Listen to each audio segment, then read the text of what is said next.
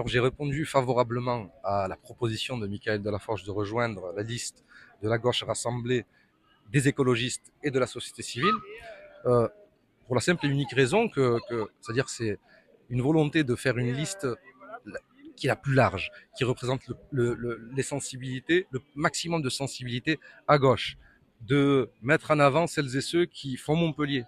Et pour moi, au-delà de ça, je pense que Michael Delafosse, c'est un maire républicain qui, comme je le disais, qui a ce courage de la nuance, qui fait que, bien, il arrive à rassembler. D'abord parce que je suis communiste, que mes camarades communistes sont dans cette liste depuis le mandat précédent, que, comme l'a dit Mickaël à la conférence de presse, il y a eu un travail qui est en synergie, en écoute.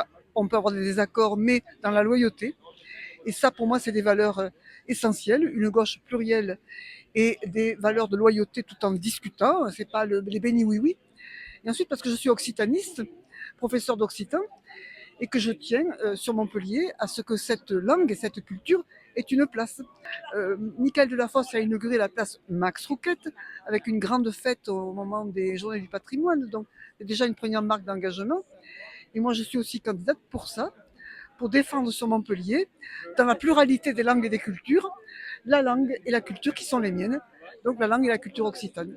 Je pense que c'est le maire et le candidat pour la prochaine mandature qui a certainement le plus fait depuis toutes les dernières décennies pour la ville de Montpellier. En matière de courage, en matière d'engagement, en matière de travail sur les espaces publics, sur le vivre ensemble, sur la laïcité, sur les mobilités. C'est un maire qui a véritablement retourné positivement la ville. Tout ce qui a été porté sur le bouclier social avait le plus grand sens.